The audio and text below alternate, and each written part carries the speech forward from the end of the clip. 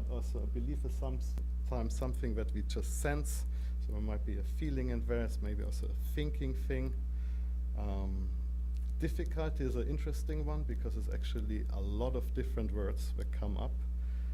So we see something where words that say something is difficult or something is wrong, or that something is negative. So we have quite a lot of negations in there, like didn't, don't, and so on and so forth, which might be indicators of difficulty. But we have also words that sort of indicate more contrast, like but or although, for example. Because can be something that we can use to indicate a reason or a cause. Would could be, for example, used to sort of more tell us about an imaginated situation. Would, could, or as this is would and could. May might indicate, the word may might indicate alternative of possibilities. So there's sort of a congruency between what the algorithm generated and what would be intuitive. Perspective is interesting that we that words that refer to third-person people that use third-person pronouns like they and she. So if you talk about a different perspective, you might use third-person pronouns for that. For learning, we saw that one of the important words is experience. So you learned maybe something that from your experience. There's the verb learned, something is better maybe now. And for the category intention, which is a future-directed category, we see that a very important word is the future, the modal word that indicates future tense, the word will.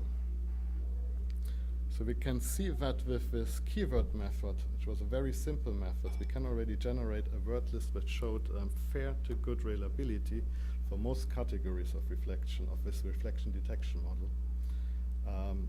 Most of the categories, I think except of intention, was about the baseline accuracy.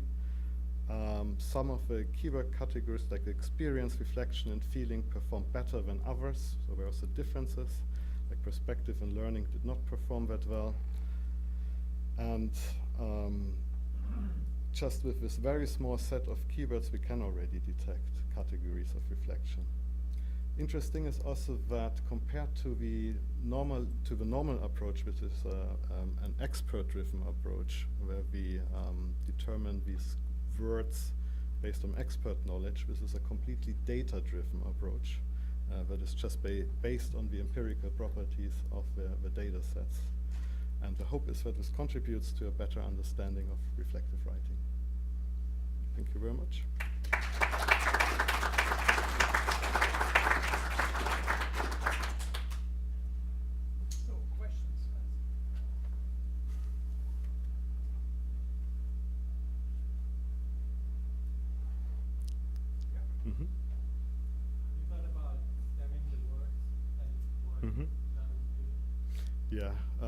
So in this case, the approach that I used, I did different things, but I thought it's best to be very simple. So I just used the whole word, but there could be further explorations into stemming. But I think it's sort of in the first stance, it's important to figure out if there is enough signal in this method. And once that, it's sort of a puzzle, so you can then tune on different corners. So you can, use stemming. In this case, I had also part of speech parser in there, so you could do different filters there. You can also use a better algorithm like the log likelihood method is a very simple one to determine these features. So yeah, there's room for improvement, definitely. You mentioned the dictionary approach to be the base for that machine learning approach. Can you explain more? Okay, so this was basically machine learning. One of the problems is if you don't have the resources of Google, you have to usually reduce your feature space. So common way is just to, let's say, use common words, or based on some criteria, you reduce the feature space so that you can train your machine learning model quicker. And so the idea is basically to find what are the most important feature variables to use for machine learning. So these are already words that we can see we can achieve a certain interoperability with the machine and the human judgment. So it might be important features for the machine learning. Mm-hmm. Yeah. Might I do a stupid question? If you're presented with a block of text, then are you saying that you can classify that text as a whole as reflective or not, or are you picking out that section of Okay. writing as reflective? So the unit used here in this data set is on sentence level. So although it sounds sort of a bit maddening, but if you just have the word I, and you already you are better than chance already to detect a reflective sentence. But yeah, this research is based on sentences. There was a rationale behind that. So from the theory, though, we know that reflective writings that are analyzed according to the depth reflection are analyzed on whole text.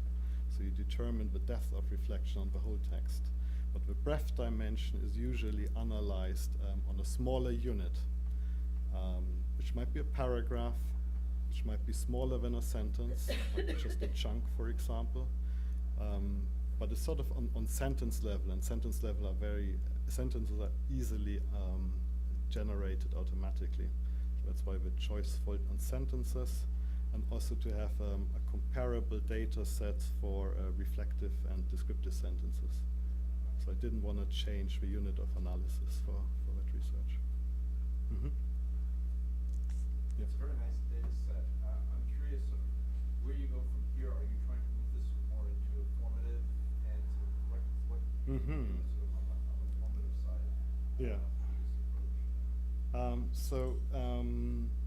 What we want to do at the Open University is sort of what is very important for the Open University is that we can analyze reflective writings very accurately. So first barrier sort of before we go on testing it with, let's say, students, or we are actually thinking more of using it for tutors, would be to confirm to have a model where the accuracy is high enough. And this is basically contributing work towards that direction. So I worked with rule-based approaches, I worked with machine learning-based approaches, so there are different models whereas already for some categories can be very reliable detected, others not yet, so there's sort of a bit more research necessary. But then the idea is to have a sort of a second marker, maybe. So what one of the issues that you see if you analyze, if you want to assess reflective writing, is really that it's difficult to assess. So tutors have problems in assessing that. So it might be the idea then if we show them a second, an automated feedback, that they can take this into account with the judgment of their own rating of the essay. Mm-hmm. More questions, guys?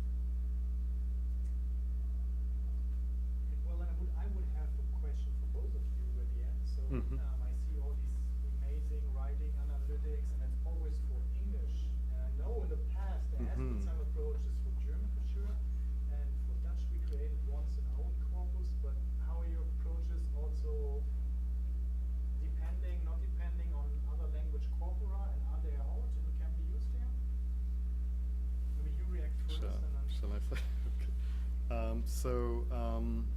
This method relies on an annotated data set. So if you have a data set, and we have basically also Dutch, we have word tokens, so it's not a continuous language. might be easy to adapt this method for the corpus. Size is important though for this method. For other approaches, like a machine learning based approach, yeah, if you start with an English data set, yeah, it's based then again on having enough English or Dutch or German sentences to do that. Okay. Yeah. So in our case, we have a conceptual framework which should work for other languages because it's language independent, but then you have to implement it for a special language. You have to find words and Yeah. implement it. We have already done adaptation of an English system to French and Swedish as well, Okay. but not for reflective writing, for another thing. Hmm. But it was, so the conceptual method is the same, Mhm. and then it needs to be corrected. Okay, because I was wondering, there's so many papers about that, but it's all English-based Exactly. basically, and Exactly. if it's possible, so I'm wondering where the rest of the world plays. Mhm. That's right. The other thing too is how we mesh different tools together. Yeah. As long as the underlying NLP tools are available for other languages, there's no reason why a similar Mm. kind of meshing can't occur, as long as at the constituent concept kind of level, those concepts translate. So, for example, a lot of reflective writing is heavily pronoun based. And so Mm. if you've got languages that are limited in terms of pronoun usage, I would see the sort of stuff that we're doing might fall apart. Yeah. Maybe not Thomas's, but certainly Mm. our work heavily uses the pronoun, personal pronoun construct. And so we'd need to check to make sure that those kinds of constructs and the way we use them in English translate appropriately in whatever language might be interested in using. There's research from other researchers. On the dictionary-based approach, they work in Norwegian, and we have Mandarin Chinese. Okay. So dictionary-based approach where other researchers in other languages. I was going to say, it might be fascinating to know whether there's scholarship into different cross-cultural differences in what reflective writing looks like, of course. Yeah. Mhm. Because if it looks very different for a different culture, then of course our whole model might be inapplicable. Yeah. That would be fascinating to know, but actually we haven't looked. Yeah, cool. And on that, there is some anecdotal evidence that some Asian cultures find it difficult to refer to themselves. Certainly we've seen some evidence of that in the writing coming through UTS. Mm. But there's no, we don't have, to our knowledge, we don't have the sort of access to the research that sort of grounds that. Mhm. Yeah, it would be fantastic if we could work more in that direction. Mm. Yeah, please. I did have a question for Andrew, just on your model, because of the English language, and I know UTS doesn't have a lot of international students. Have you looked at differences in international? We certainly examined it, and in actual fact, one of our target audiences were students where English was a second language, and that potentially they may benefit from the tool. The difficulty is unpacking what, not so much from an analysis point of view, but kind of unpacking what characteristics those kinds of learners might exhibit in their writing. So a naive assumption on my part at one point was that the complexity of the language may give us an indicator between different types of students, and then we might be able to target different types of feedback to different students based on complexity. However, in testing that, we actually built something to do that, and then we tested it, and we found that some, poorly skilled writers managed to use highly complex words from thesauri and spell check their documents really well, and so they're basically sort of meaningless texts with highly complex language, and therefore I wasn't able to reliably differentiate between those writers on a complexity level. We had hoped to work particularly with academic language and learning people who are working with students in those kinds of scenarios and see whether we could sort of fine-tune something for that, but that work hasn't occurred yet.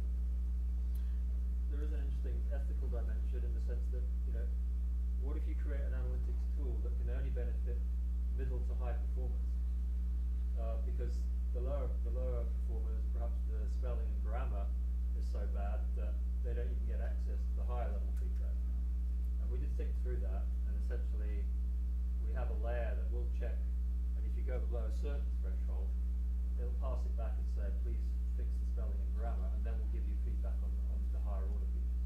Yeah, one of We the don't want to cut people out, but the tool has limits.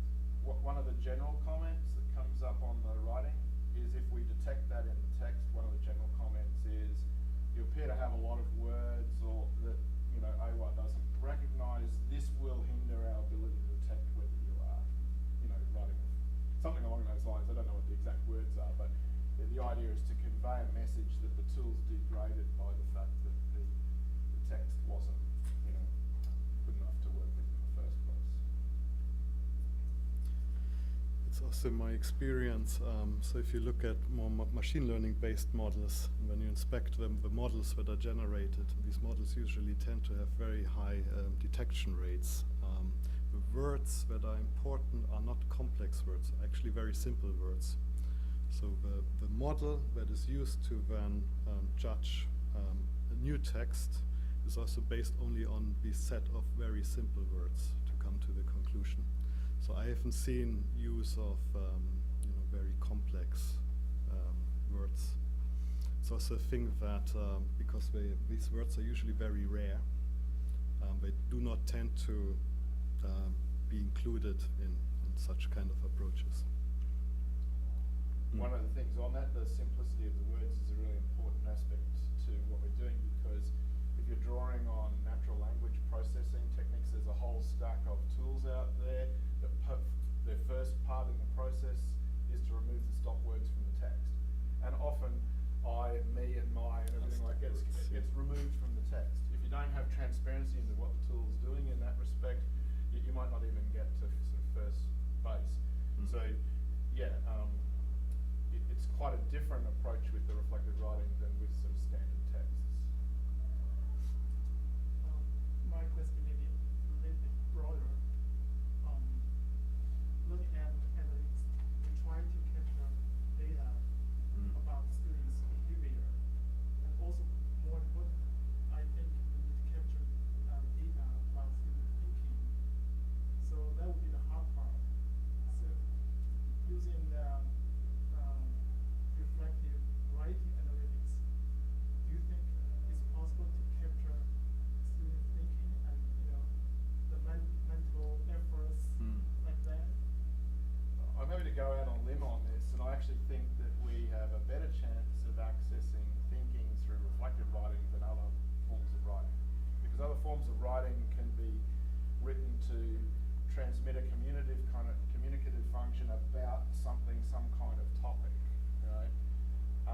Reflective writing needs to involve some sort of exposing of yourself, right? And in doing that, you're more likely to expose the way you think, the way you believe, how you're orientated, that sort of thing. If you read the reflective writing samples from some of these students that go out on internships and stuff, they're rich. We had an academic just earlier this year who sort of said she finally sat down and read some reflections that came in through a class from last year. They were marked by someone else, and then she looked at them and she said she was sort of crying by the end of it. So in a sense, some of these students were exposing themselves and all their vulnerabilities and everything like that. To me, that's potentially a better window into what's going on in their minds than an analytical essay about a particular topic that's been presented by. But that's personal. There's also most research actually happens on reflective writing as the medium. There's a few researchers who work on spoken corpora. So it would be there, but it's not in the way of automatization. It's more looking into content analysis of a spoken dialogue. So this would be a rich source to see if there are differences between how we express verbally reflection compared to how we express written reflection. There's also, from my perspective, an interesting body of work about lying in reflective writing as well too.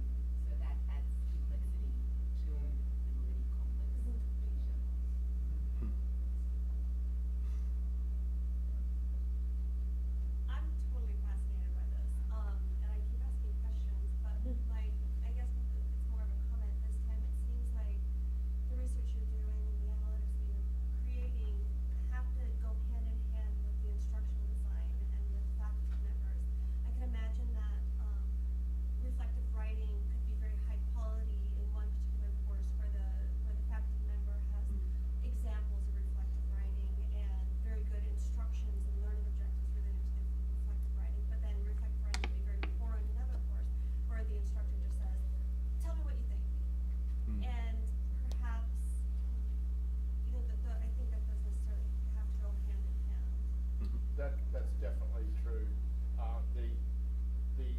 we're having most success with at UTS.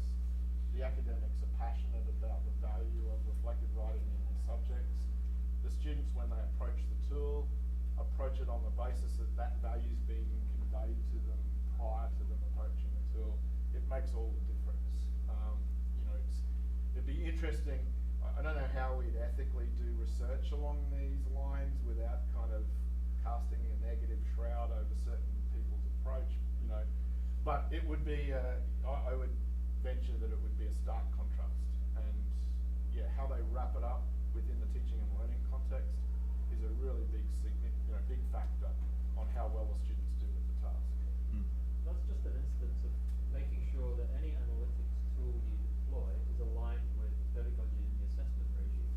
Otherwise, you've got this split, The student's being told this is how you're going to get graded. If you then introduce an analytic that's not actually helping them achieve that because it's measuring something else that they're not going to get assessed on, it'll get ignored.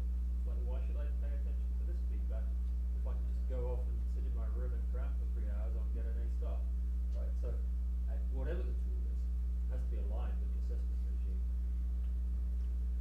I gather in your tool, the reflective writing is quite substantial. Varies. I'm just wondering whether I'm thinking particularly in MOOCs and blogs and things like that, where you might actually be encouraging short bits of reflective writing throughout. So it's like this constant narrative of reflection at each of the steps. Whether your same kind of tools could be used. So I've done work on that kind of reflection in the past, and it's just as rich. In some ways, there are elements of it that you could say are more rich because you get a temporal dimension that you don't see in a final submitted academic piece. However, the AWA tool we're designing here is specifically to give students feedback on something that is a written piece of work for academia. It's not to give them feedback on whether they're reflecting well in the more general sense. So wouldn't necessarily see what we're doing. It may be useful to analyse someone's short reflections over a period of time, but I'm not sure that the feedback would be useful for someone who is reflecting in a short. Ágnes? Because we do analysis of sentences. So the sentences that we analyze have content at a very dense level. This is why we find it, because the whole content is in a sentence. You can spread the content along the paragraph as well. That our tool doesn't grasp at this time. But students do use these dense sentences, and the shorter the text, the more chances are that we can detect something interesting, of course. Because then you have to be dense, and you. So in theory, a one-sentence tweet could be parsed. If it is a right? sentence. Because tweets If it's tend to be a sentence, right? collection of words. Yeah, and the parser would have a crack at deciding